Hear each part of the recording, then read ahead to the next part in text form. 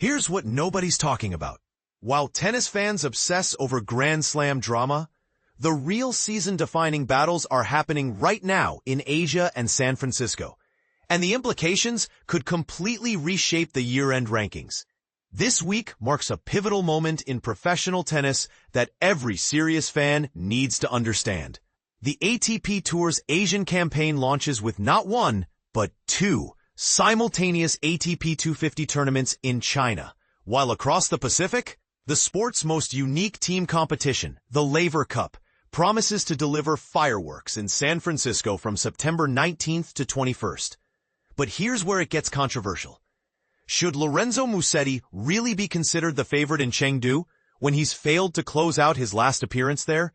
And why is Carlos Alcaraz sitting pretty at world number 1, risking injury in an exhibition-style team event when the year-end finals are just around the corner? Let's dive deep into what's really at stake across these three simultaneous tennis battlegrounds. Chengdu Open, where desperation meets opportunity. The Italian pressure cooker, Musetti's make-or-break moment.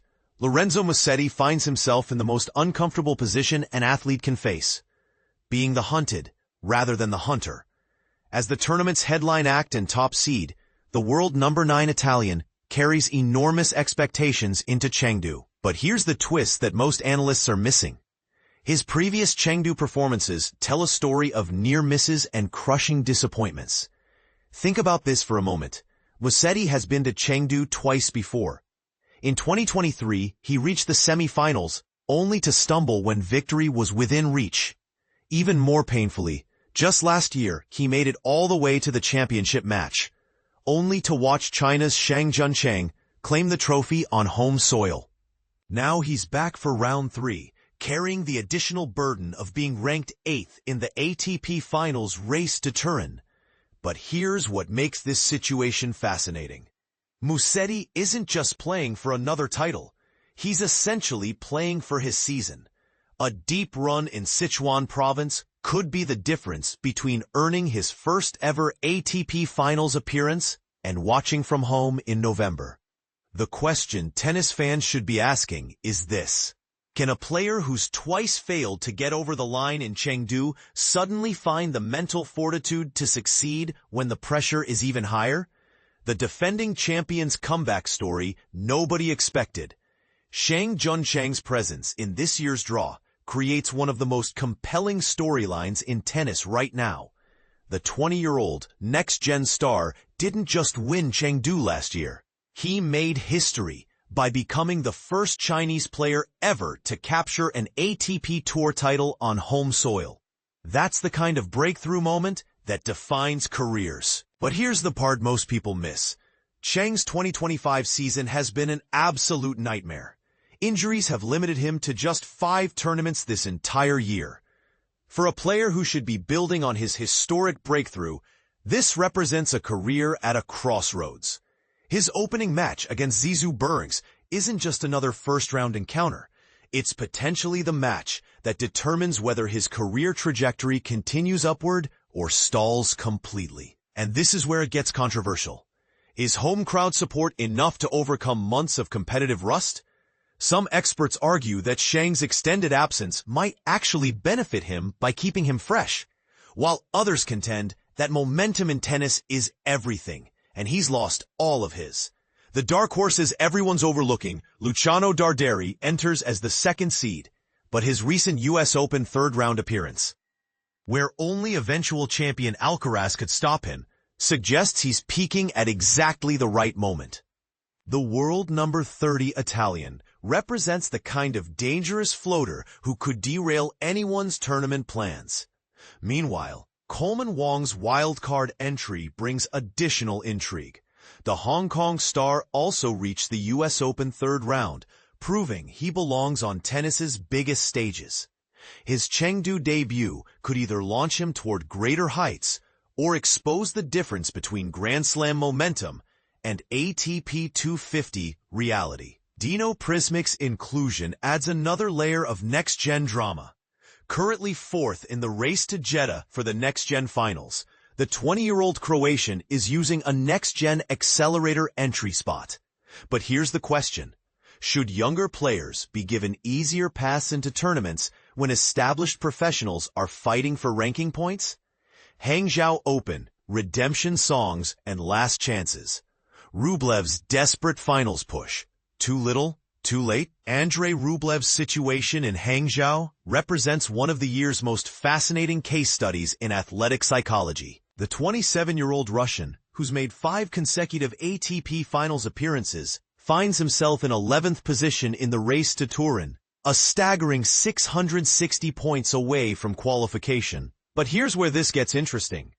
Rublev is the tournament's top seed, which means everyone expects him to perform.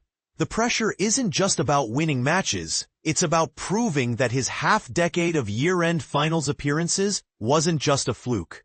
At 27, this could be his last realistic chance to return to tennis's most exclusive 8-man field. The controversial question tennis fans should be debating: has Rublev's explosive on-court behavior finally caught up with him? His reputation for racket smashing and emotional outbursts has become as much a part of his identity as his powerful forehand. Can a player who struggles with emotional regulation really engineer the kind of clutch performances necessary for a late-season surge? Medvedev's puzzling decline. Daniil Medvedev's presence as the second seed creates one of the tournament's most intriguing psychological battles. The former world number 1 has managed just a 3-5 record since reaching the Halle final in June. A stunning collapse for someone of his caliber. Here's what makes this particularly fascinating.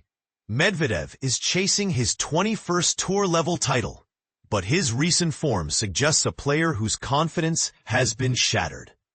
His potential opening match against defending champion Marin Cilic, another former top 10 star experiencing career uncertainty, could set the tone for his entire autumn campaign. But here's the controversial take. Is Medvedev's decline permanent, or is he simply saving his best tennis for when it matters most?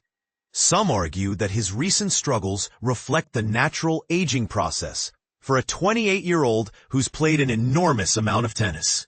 Others contend that he's strategically managing his schedule and will peak for the bigger events. Home court advantage or home court pressure? Zhang Zhizhen's return to competition after a 6-month absence since Indian Wells adds an element of complete unpredictability. As a wild card facing compatriot Buyan Chaukete in the opening round, Zhang carries the hopes of local fans who remember his previous successes. Similarly, Hangzhou native Wu Yibing, back inside the top 200 after playing just 6 tournaments in 2024, faces the double-edged sword of home expectations. His opening match against 6th seed Adrian Mannarino will immediately test whether local support translates into on-court success. The next-gen invasion, Alexander Bublik's inclusion as the 3rd seed, brings his recent hot streak, 11 wins in 12 matches, into direct conflict with rising star Lerner Tien. The 19-year-old American's first ATP Tour appearance in China represents the new generation's continued assault on established rankings. But here's the question that's dividing tennis experts. Are we witnessing a genuine changing of the guard? Or are these young players simply benefiting from an unusually weak period in men's tennis? Laver Cup. Exhibition or essential competition? Alcaraz's risky business.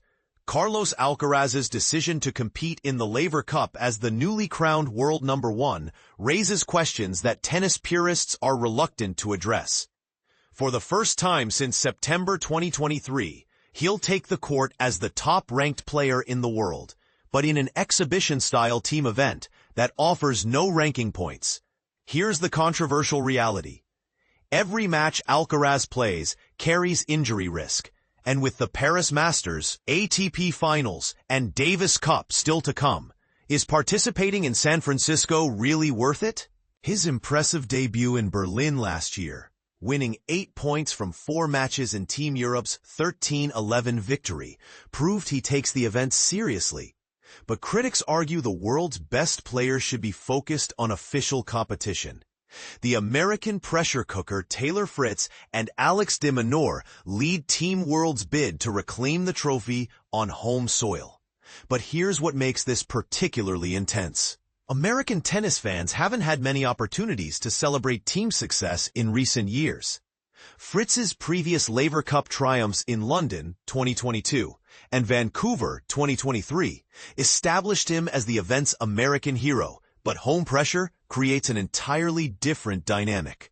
De Minaur's inclusion adds Australian flair to Team World, but it also highlights an interesting philosophical question. Should the Laver Cup maintain its original concept of Europe versus the world, or has it evolved into something more commercially driven? Captaincy changes that matter more than you think. The replacement of John McEnroe with Andre Agassi as Team World captain and Bjorn Borg with Yannick Noah for Team Europe represents more than just ceremonial changes. These legendary figures bring different coaching philosophies and emotional approaches to team leadership. Agassi's notorious intensity and strategic mind contrasts sharply with McEnroe's fiery courtside presence, while Noah's French flair and emotional intelligence offer a completely different dynamic from Borg's ice-cool Scandinavian approach. The question tennis fans should be asking: do these captaincy changes reflect deeper strategic thinking, or are they simply marketing decisions designed to refresh the event's appeal? The next-gen debuts that could define careers. Jakub Mensic's inclusion for Team Europe brings his Miami Masters 1000 breakthrough into the team format, while João Fonseca's representation of Team World showcases the reigning next-gen finals champions' continued rise. But here's the controversial angle. Are these young players being thrown into a high-pressure team environment too early in their careers? Some argue that Laver Cup exposure accelerates development, while others contend that the unique format and pressure could damage confidence if results don't come quickly. The format that divides opinion. The Laver Cup's distinctive scoring system: 1 point for Friday wins, 2 for Saturday, 3 for Sunday, creates artificial drama that some traditional tennis fans find gimmicky. The first team to reach 13 points out of 24 possible wins the trophy. But this format often means that Sunday's matches carry disproportionate weight. Here's the question every tennis fan should consider. Does this format enhance the sport's entertainment value, or does it undermine the merit-based traditions that make tennis compelling? The bigger picture, what this week really means. As these three events unfold simultaneously, they represent more than just another week on the ATP Tour. The Asian Swings launch could reshape the year-end finals picture. While the Laver Cup continues to evolve as either tennis's most innovative team competition or its most controversial exhibition, the real controversy tennis fans should be discussing: are we witnessing the sport's successful adaptation to modern entertainment demands, or the gradual erosion of traditions that made tennis special in the first place? What do you think?